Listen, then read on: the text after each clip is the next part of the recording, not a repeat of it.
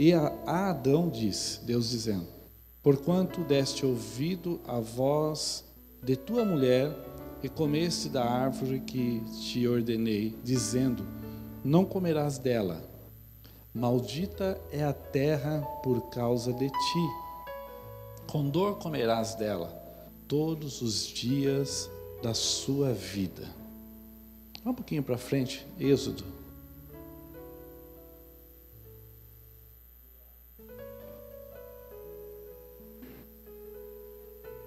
Êxodo, capítulo 3. Hoje o mistério está no capítulo 3. Êxodo, capítulo 3, versículo 4 e 5. Diz assim a palavra do Senhor: e vendo o Senhor que se virava para lá a ver, bradou Deus a ele do meio da sarça e disse: Moisés, Moisés. E ele disse: eis-me aqui. E disse: não te chegues para cá, tira os teus sapatos de teus pés, porque o lugar em que tu estás é terra santa. Pai, estamos diante da tua palavra, Senhor, e eu peço discernimento, peço que o teu Espírito Santo possa fluir no meio de nós. Essa palavra tem estado no meu coração e eu quero compartilhar com o teu povo. E peço a revelação do teu Santo Espírito. A tua palavra por si só produz efeito e ela não volta vazia. Mas eu peço a tua revelação para esta noite. Espírito de Deus se revela através da tua palavra. Fala conosco, cura esta noite. Sara, Senhor Deus, as feridas esta noite. Restaura lares esta noite. Alcança as pessoas que estão na internet esta noite. Faz, Senhor, uma grande obra aqui, Senhor. Que o teu nome seja glorificado, eu te peço em nome de Jesus. Amém. Dê uma salva de palmas para Jesus. Se assente glorificando a Ele. Ele está aqui. Uma palavra que Deus colocou no meu coração, um pouco complexa, mas Deus tem falado comigo desde as conferências passadas e eu tenho deixado Deus falar. É uma palavra que Deus deu para o meu coração no início de um louvor que a gente canta aqui na igreja. Um louvor que fala que nós perdemos o paraíso porque fomos orgulhosos. Perdemos o jardim do Éden porque fomos orgulhosos. Mas o louvor diz que Ele colocou o jardim em nós. E esse texto é um texto que fala a respeito da presença de Deus, fala a respeito de Deus para conosco. A Bíblia fala que todo dia às 18 horas, às 6 horas da tarde, no início de uma das vigílias, Deus descia no jardim do Éden para falar com Adão. Deus pessoalmente vinha em espírito. Adão foi o homem que tinha tanta comunhão com Deus que viu Deus face a face. A Bíblia fala que Adão tinha tanta comunhão e o período que ele ficou com essa comunhão nós não podemos descrever porque a Bíblia não detalha. A Bíblia fala a respeito do tempo da criação, mas quanto tempo foi esse tempo de comunhão que o homem teve, não dá para descrever. Mas a Bíblia fala que o Éden, o lugar onde Deus plantou para que o homem vivesse naquele lugar, era um lugar santificado, um lugar separado, um lugar onde a santidade de Deus podia tocar. Agora a Bíblia fala que Deus dá uma ordem ao homem, você conhece a história, eu quero só resumi-la, dizendo que ele não deveria tocar em uma das plantas do jardim do Éden. O jardim do Éden era espesso, era grande. Se nós olharmos o espaço em que Deus diz dos rios Eufrates, o rio Tigre e os outros lugares, Era um lugar muito grande. Adão tinha muito espaço e aquele lugar era totalmente arborizado com plantas frutíferas, ou seja, Adão tinha todo tipo de frutas que ele podia tocar e somente uma. Deus queria a obediência do homem nesse sentido.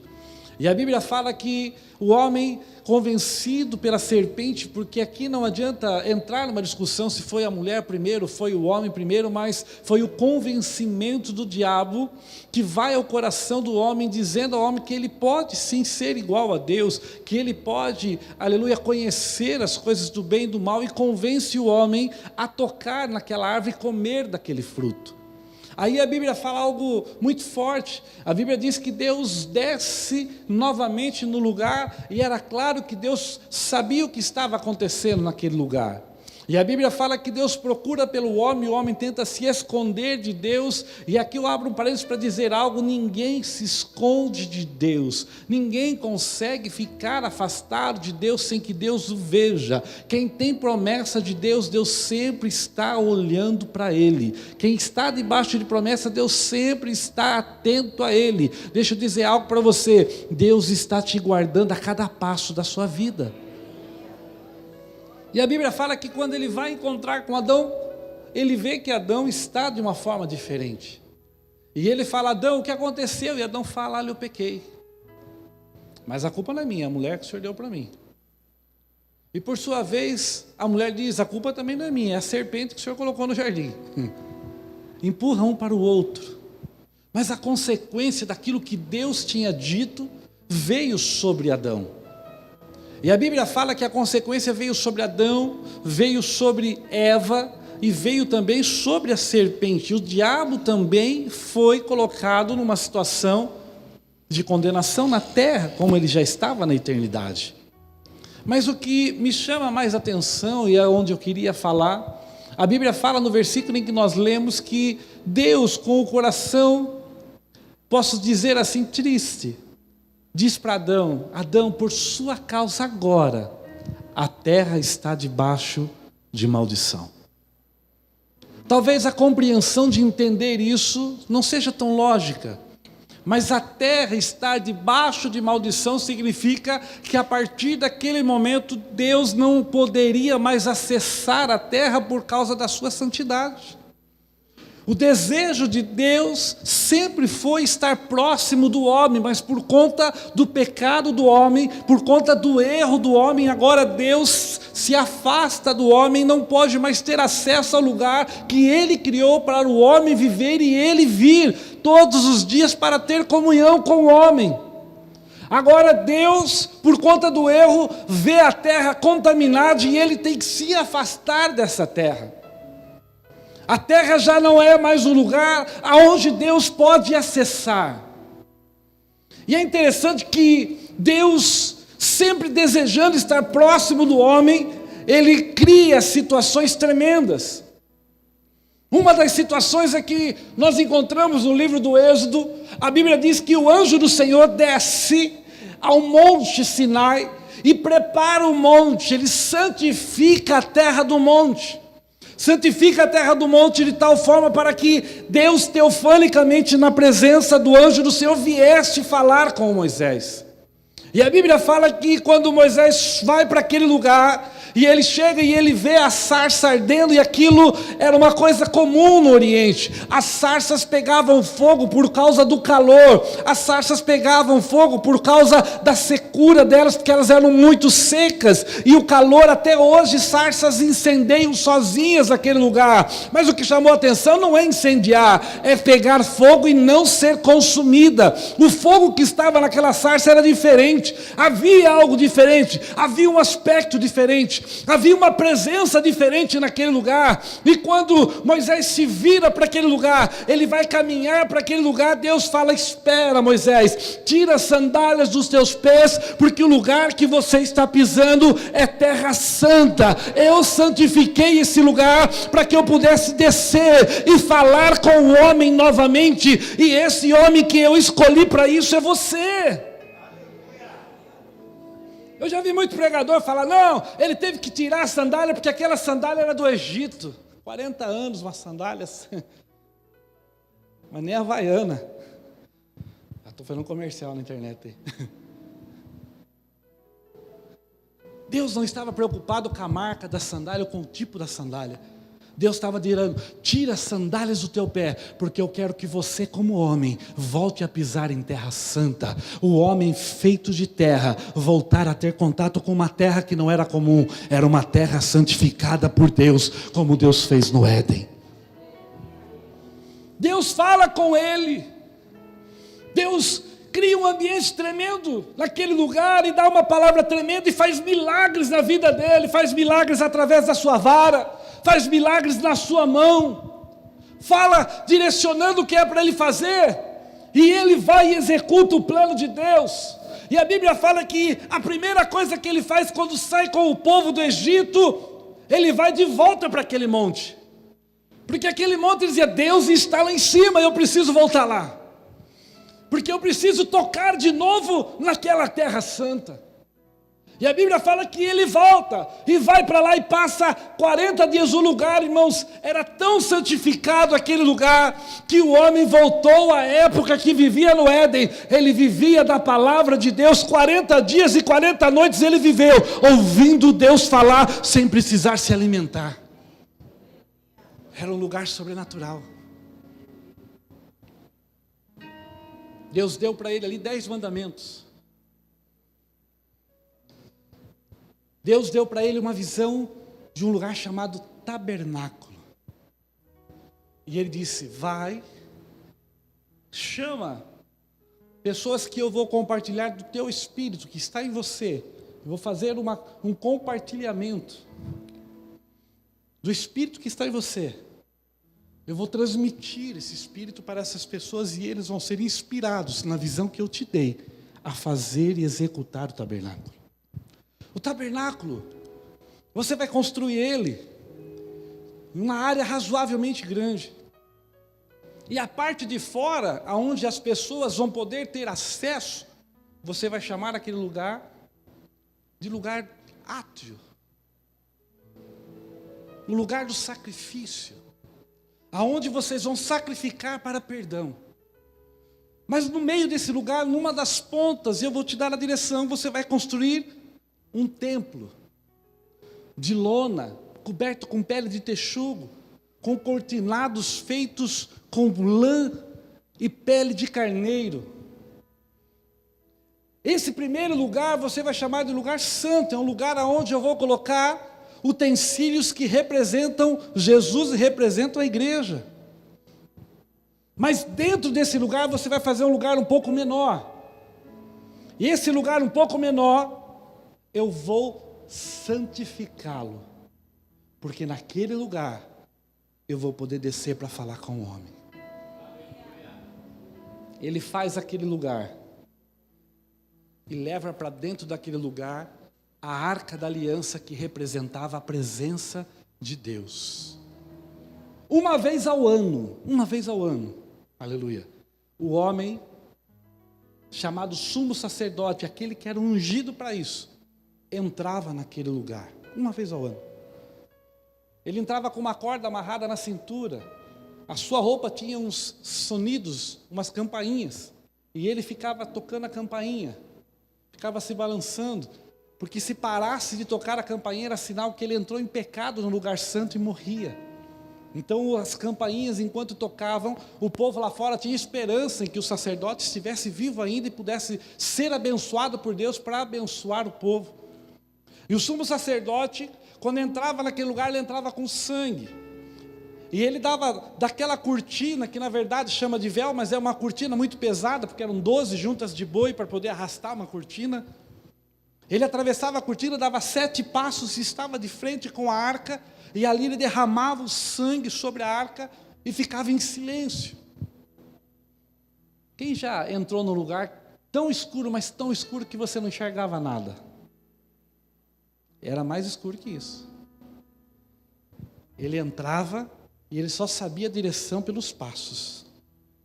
Quando chegava, ele tocava, derramava o sangue e não enxergava nada, era escuro. A pele de texugo é preta, todo escuro o lugar. E ele ficava ali aguardando a Shekinah de Deus descer. quando de repente uma fagulha, pastor, estourava. E em meio aos anjos que estavam em cima da Arca da Aliança, acendia-se a Shekinah de Deus. E quando acendia-se a Shekinah de Deus, o sangue que estava derramado já não estava mais derramado. Deus tinha limpado aquele sangue. E Deus dava a presença sobre a vida do sumo sacerdote, que dava 7 passos de costa. Ninguém, irmãos, presta atenção nisso, porque eu quero abrir um parênteses para falar algo especial para você. Ele dava 7 passos de costa até encostar na tenda, no véu. Saía do véu e aí ele se virava. Sabe o que significa isso? Ninguém que é abençoado por Deus pode dar as costas para Deus. Quem está sendo abençoado por Deus? Nunca dê as costas para Deus. O sumo sacerdote, para sair, ele saía em reverência de frente com Deus, porque a presença de Deus é tão importante que você deve permanecer de frente com Deus. Quando ele saía para fora daquele lugar, a alegria era tão grande porque ele saía, estendia a mão nesse formato. Tem gente que fala que é do diabo. Não, isso aqui é o formato da tribo de Levi. É o símbolo da bandeira de Levi.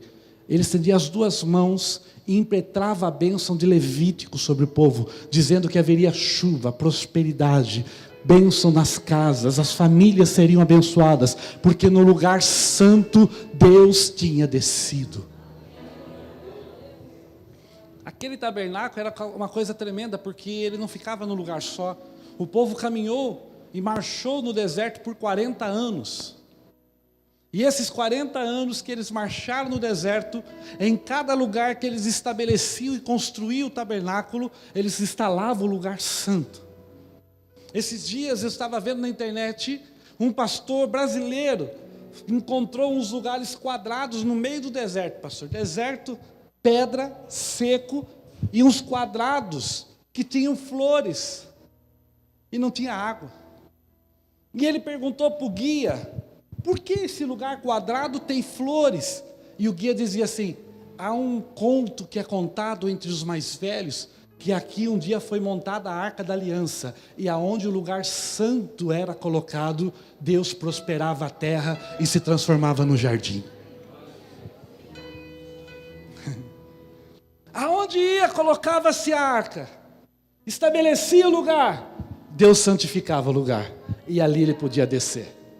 Passou-se o tempo, Davi quis construir o templo. Ele não pôde, mas o filho construiu o templo. E a Bíblia diz que o templo foi feito de algo sinuoso, tremendo. Pedras entalhadas que foram encaixadas, e as pedras, foi a primeira estrutura, Paulo, que foi feita pré-moldada.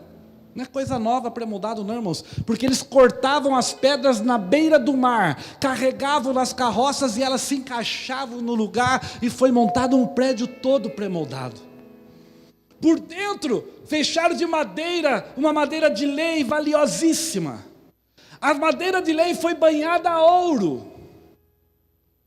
O templo foi feito dessa forma, mas havia um lugar no templo que não teve ouro, que não teve madeira preciosa, que havia somente uma lona, o véu e a Arca da Aliança. E aquele chão não podia ser feito de nada, tinha que ser terra, porque Deus queria santificar aquela terra, para que ele pudesse descer. No dia de inauguração, irmãos, a Bíblia fala que Deus, depois de muito tempo, sai do céu e desce visitar a casa. Quando Deus entra na casa, a Bíblia fala que os sacerdotes que estavam na casa não conseguiram ficar de pé, porque tamanha foi a Shekinah de Deus, a presença de Deus, que eles caíram. Se nós formos olhar o Talmud fala que eles ficaram 30 dias caídos, se arrastando, não conseguiam se pôr de pé. A presença de Deus foi tremenda, que segurou eles lá, eles não levantavam, a presença estava na casa. E aonde Deus entrou? Ele entrou dentro do lugar santo dos santos, que Ele santificou para vir. E novamente, anualmente, todos os anos, Deus descia e dava perdão, e dava prosperidade, e abençoava o povo, e o povo prosperava, e aquele pedaço de terra é um lugar abençoado até hoje. Se você for lá hoje colocar o GPS, ele marca zero. Zero coordenadas, é o centro da terra.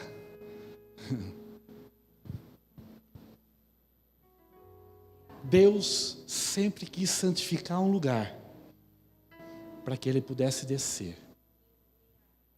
Deus sempre quis santificar um lugar para que ele pudesse habitar.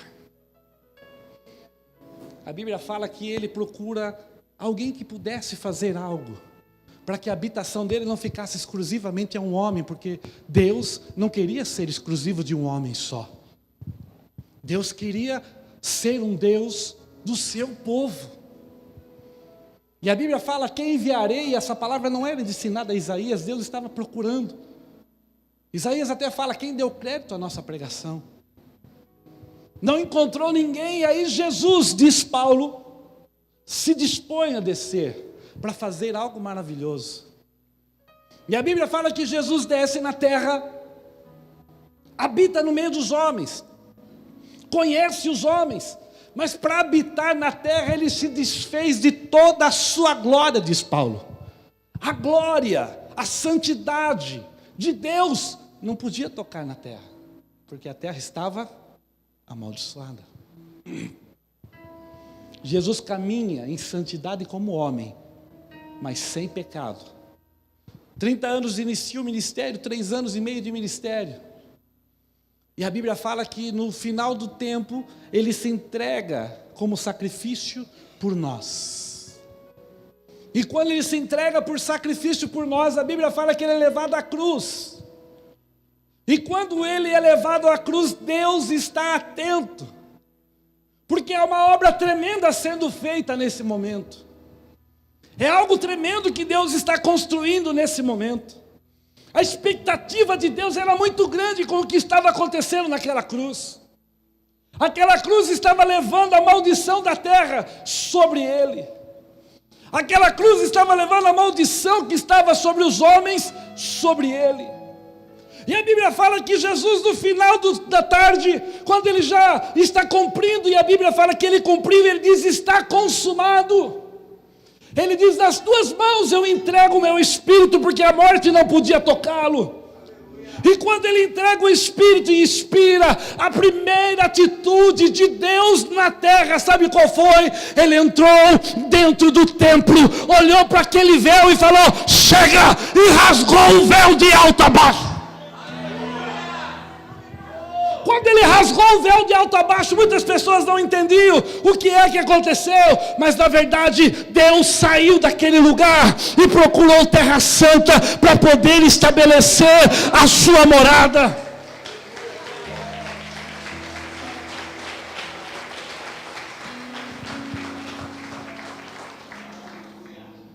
Vou começar a pregar.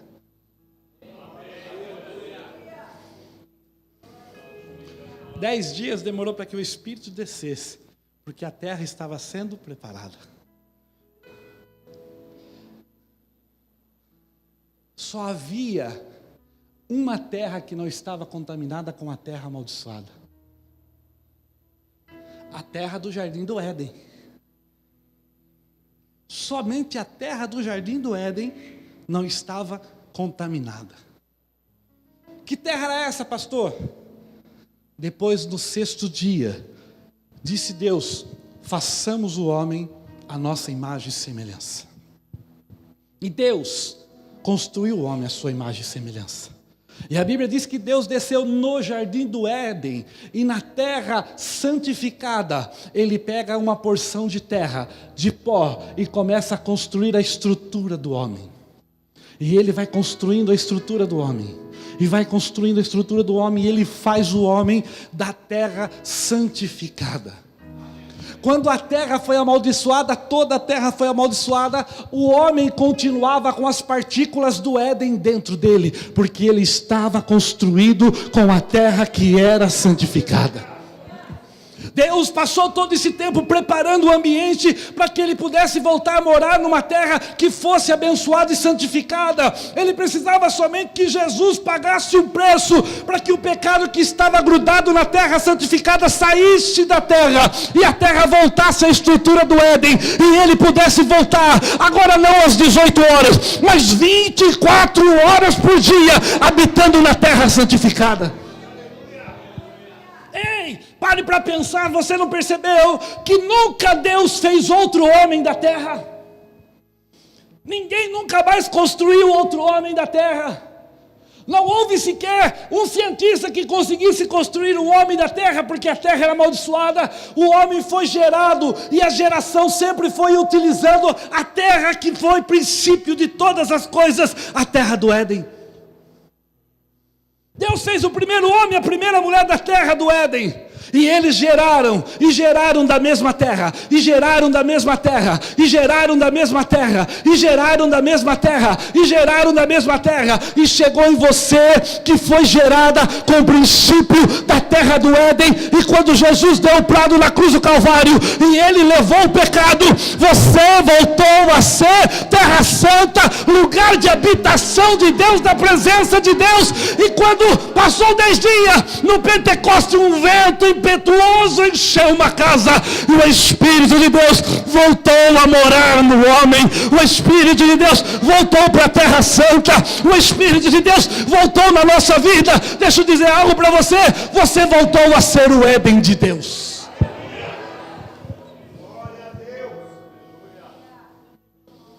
Você é o Éden de Deus. Diga, eu sou o Éden de Deus. Diga, eu sou o lugar onde Deus pode ficar.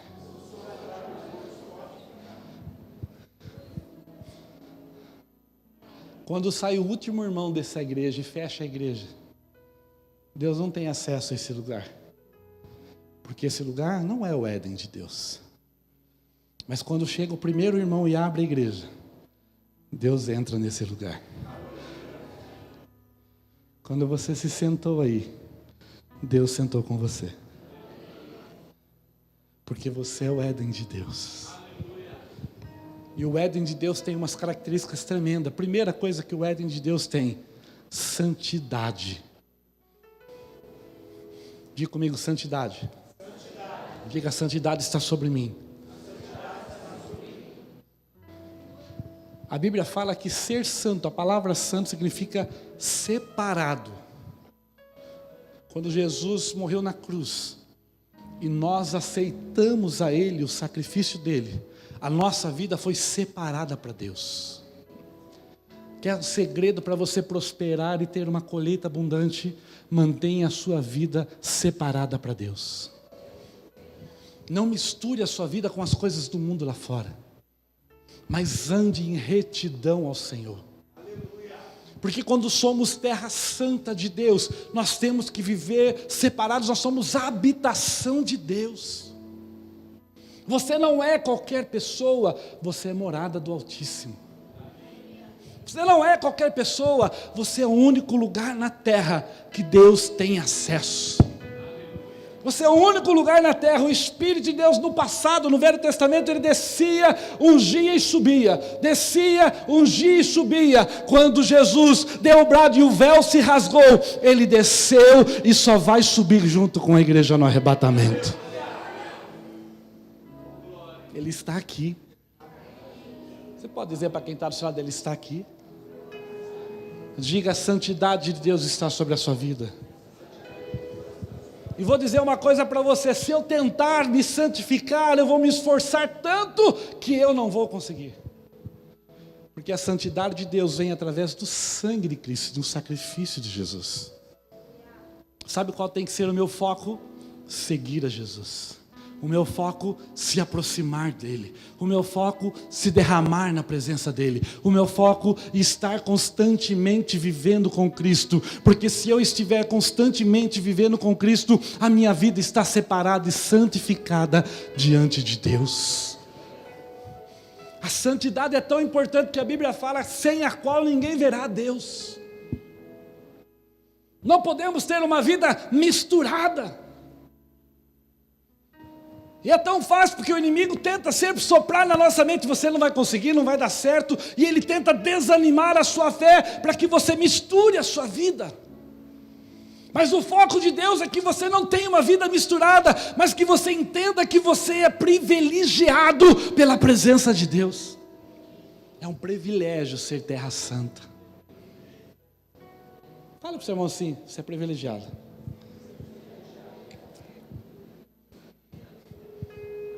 Uma segunda coisa que acontece em aqueles que são terra santa, e eu não quero demorar porque Deus vai fazer algo tremendo aqui. Primeiro, a santidade de Deus desce sobre a nossa vida pelo poder do sangue de Cristo. Segundo, a glória de Deus se manifesta em nós e através de nós. O que é a glória de Deus? A palavra glória vem do original kabot. A palavra kabot, ela significa pesar a Deus, as qualidades de Deus. Significa as obras, as maravilhas, os feitos de Deus. Por que a Bíblia fala, e a terra está cheia da sua glória? Porque os feitos de Deus preenchem a terra. Mas levar a glória de Deus só levava a arca da aliança. E qual era a glória que a arca levava? A glória que a arca levava era uma pedra escrita pela mão de Deus. A segunda glória que ela levava era uma vara que floresceu na mão de Arão. E a terceira glória era um vaso cheio de maná que desceu do céu. Eram 3 manifestações da glória de Deus. Mas nós, quando recebemos a Cristo na nossa vida, e nós somos terra santa de Deus, nós passamos agora a receber a glória de Deus dentro de nós.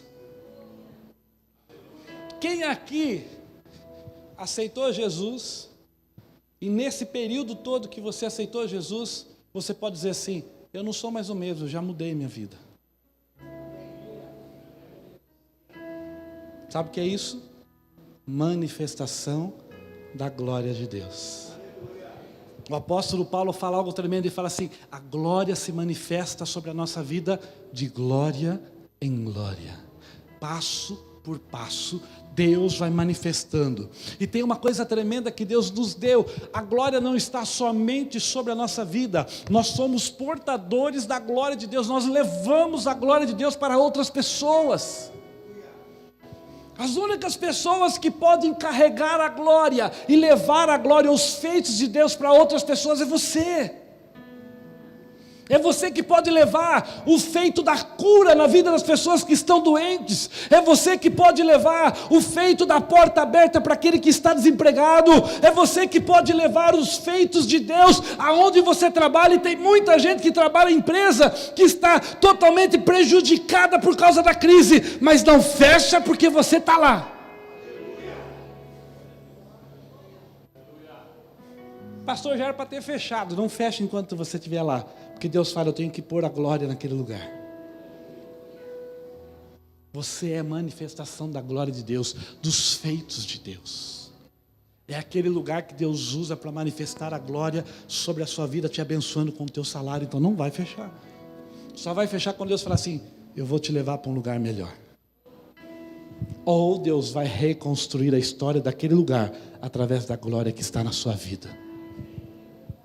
E comigo eu carrego a glória de Deus.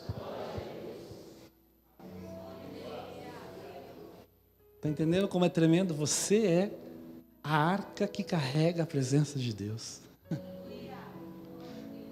Uma terceira coisa que acontece na Terra Santa, que hoje é você, a Shekinah, a presença de Deus, pode chegar até você. Porque quando somos terra santa de Deus, o véu se rasgou para que a presença pudesse sair. E vou te dizer, quando o véu se rasgou, a presença de Deus naquele lugar era tão grande que rasgou e todos os mortos ressuscitaram, viam mortos entrando na cidade de Jerusalém. Devia ser um Deus nos acuda. Alguém disse que foi nessa época que Michael Jackson gravou o filme Thriller. Não podia perder a piada, né? A glória foi tão grande que as pessoas foram curadas naquele lugar. A presença de Deus se manifestou de tal forma que o sol se escondeu. Deixa eu dizer algo para você. A presença de Deus, ela não pode se manifestar em outro lugar a não ser na sua vida. Sabe aquele mover maravilhoso que a gente vê na igreja? Aqueles cultos cheios da glória de Deus e cheios da presença de Deus. Sabe aqueles cultos que a gente não quer ir embora mais? Esses cultos só acontecem porque você está no ambiente. Não acontece se você sair. Pode deixar, pede pastor, deixa as câmeras ligadas, porque depois de um culto abençoado eu quero entrar na internet e ver o que está acontecendo naquele lugar, e você vai ver um lugar apagado, escuro, sem nada. Porque o que faz a glória chegar até esse lugar é você. É só você que consegue atrair a presença dEle. A Shekinah de Deus só chega nesse lugar porque você está aqui. A glória de Deus e a manifestação da presença dEle só está aqui porque eu e você estamos rendendo louvor e adoração a Ele. E quanto mais nós adoramos a Ele, quanto mais buscamos a presença dEle, mais a presença dEle vem sobre a nossa vida. A Bíblia fala que o céu está cheio da sua glória. Digo para o seu irmão assim, não cabe mais nada lá. Está cheio. A palavra cheio é cheio. Mas Deus é tão bom, que quando você manda glória para Deus, a glória que você envia chega no lugar que está cheio. E Deus não vai de forma alguma desprezar essa glorificação que você enviou. Então Ele recebe a sua glória. E para colocar no lugar que está cheio, Ele pega da glória que está lá e manda de volta para cá. Quanto mais você vai glorificando a Deus, a glória vai chegando lá, e Deus vai enviando da glória dele para baixo, e a glória sobe, e a glória desce, e a glória sobe, e a glória desce, e a presença de Deus desce no meio do seu povo, e a presença de Deus manifesta no meio do seu povo. E eu quero dizer algo sobre a sua vida: aonde a presença de Deus se manifesta, a cura, a libertação, aonde a manifestação da presença dele está, as pessoas saem mudadas, diferentes de como entrou. Ninguém que experimenta a presença dele sai do mesmo jeito, ninguém. Às vezes a gente sai até achando que está tudo do mesmo jeito, mas já não está. Às vezes enfrentamos o dia posterior parecendo que não mudou nada, mas mudou. Porque quando a presença de Deus vem na nossa vida, não tem como ficar do mesmo jeito. As coisas começam a acontecer como nunca aconteceu. Aos poucos nós vamos percebendo Deus trabalhando, e essa noite é uma noite que Ele quer te encher com a Shekinah dEle, com a presença dEle, para que quando você volte para sua casa, você entre no seu carro, você vá para o seu trabalho, aquele lugar seja impactado com a presença de Deus que está na sua vida. A presença dEle está em você.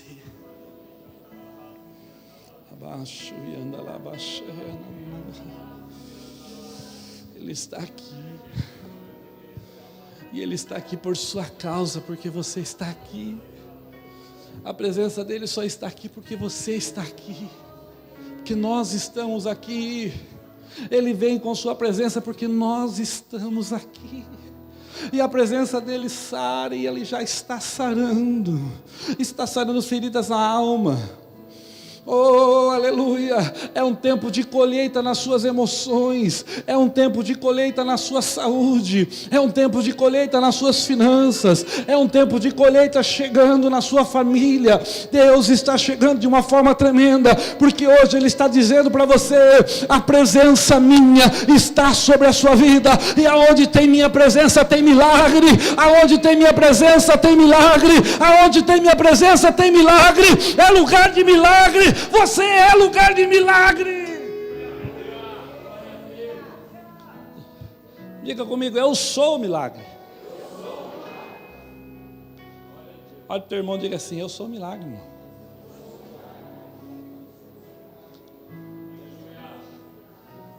Profetiza de forma diferente para ele. Agora em estado de comunhão, diga assim: eu sou o teu milagre.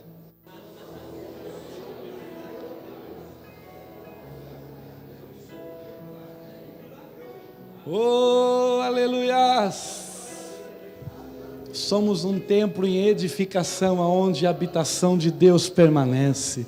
Somos um templo em edificação, aonde o Espírito de Deus habita. Somos um templo em edificação, aonde o Senhor tem liberdade de agir. Somos o templo de Deus, a morada do Altíssimo. Aleluia.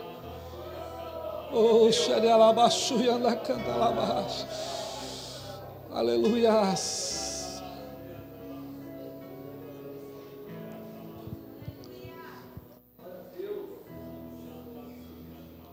Alguém sabe qual foi a primeira casa que Deus morou na terra? Alguns podem dizer assim, foi o tabernáculo. Outros vão dizer, foi o templo de Salomão. Nesses lugares Deus vinha, visitava e voltava. A primeira casa que teve glória de Deus foi o Éden. Foi o Éden. Lá foi a morada onde Deus vinha e ficava à vontade e a presença dele era manifesta. Aleluia. O homem perdeu a primeira casa.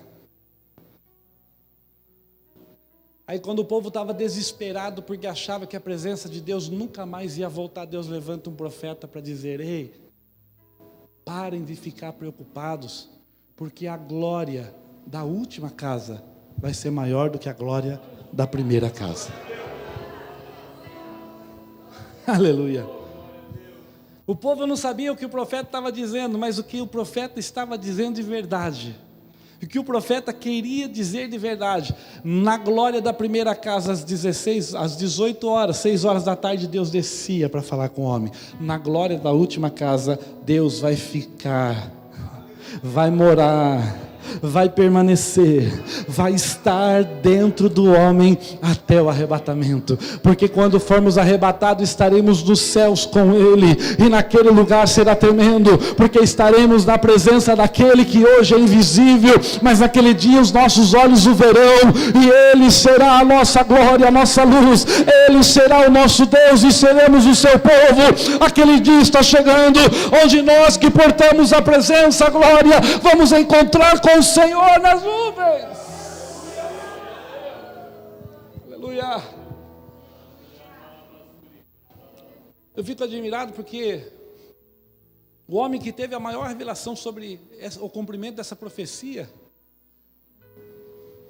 foi um homem que não viu Jesus face a face, não caminhou com Jesus. Ele encontrou com a presença de Jesus no caminho de Damasco. Era um homem que tinha conhecimento do Velho Testamento. E naquela época haviam 2 grandes sábios. Um era Gamaliel, o outro Eliézer. Os 2 grandes sábios dividiam opiniões porque um deles era mais tradicional nas suas escritas. Outro acreditava mais no sobrenatural. Gamaliel era tradicional, estudioso, conhecia as vírgulas, conhecia os pontos e tio. Paulo aprendeu nos seus pés. Paulo aprendeu o conhecimento claro. Ele ouviu a profecia de Ageu quantas vezes sendo estudada nas escolas bíblicas que eles tinham. Mas quando ele encontrou Jesus, aquela palavra fez outro sentido para ele.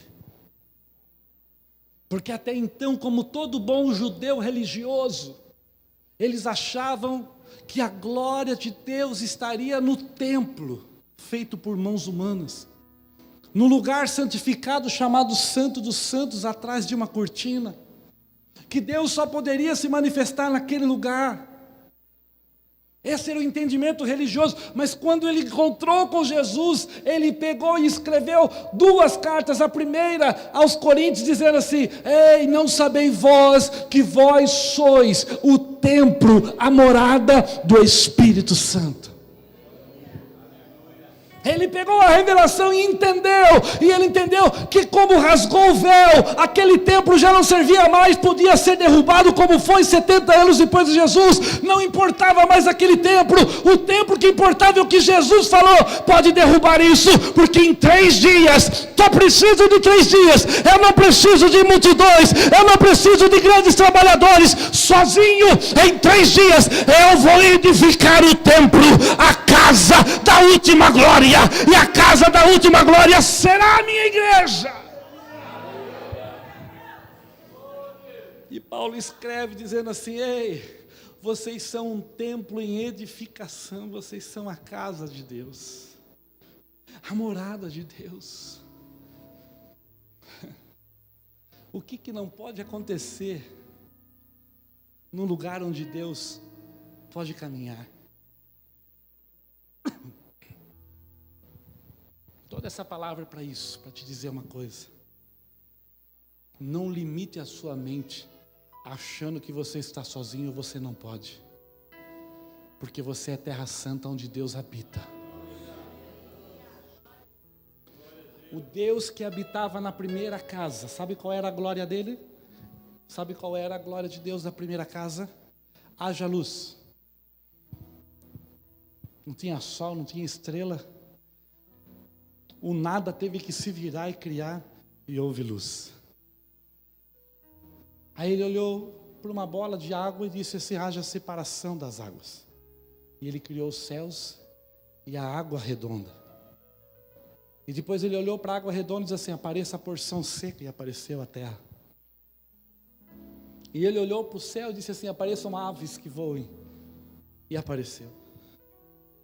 Ele olhou para a terra e disse: agora nasçam plantas de todas as espécies, e nasceram. Agora apareçam animais, e apareceram. Aí ele olhou para as águas e disse: apareçam peixes agora, e apareceram. O Éden, o lugar da primeira glória, do nada Deus criava tudo.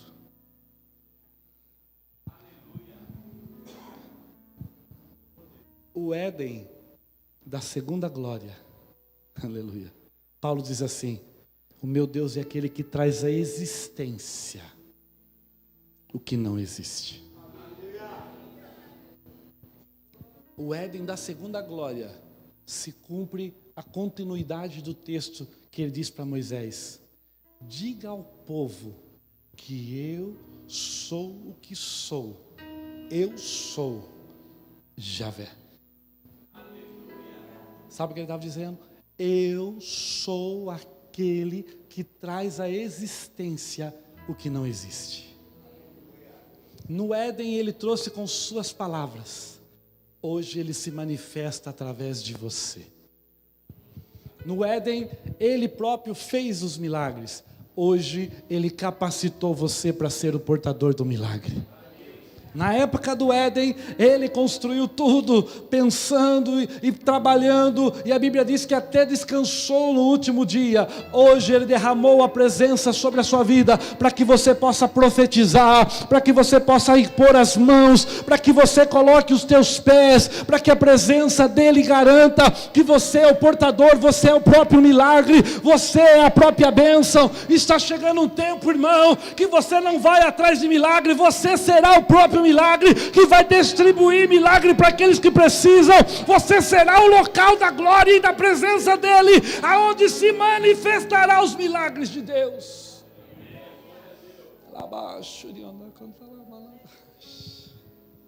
Diga para o seu irmão assim: última casa.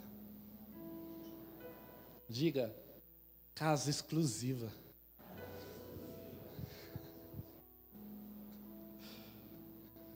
Não é, pastor Marcelo? Exclusividade de Deus. Peculiaridade de Deus. Casa exclusiva. Nada mais pode morar aí. Se tem algum crente aqui que tem medo de demônio, esquece isso, irmão. Ele mora aí e ninguém mais mora aí. Se tem alguém que fica: ai pastor, mas será que o diabo... Ei... Quem mora aí manda nele. Ele se rebelou, mas ainda continua debaixo da ordem de Deus. Deus ainda é aquele que diz basta, e Ele tem que parar. Dentro de você habita aquele que pode pôr os limites. Dentro de você habita aquele que pode criar os limites. Dentro de você habita aquele que é criador de todas as coisas e que criou os céus e a terra para que você desfrutasse do governo de Deus aqui na terra.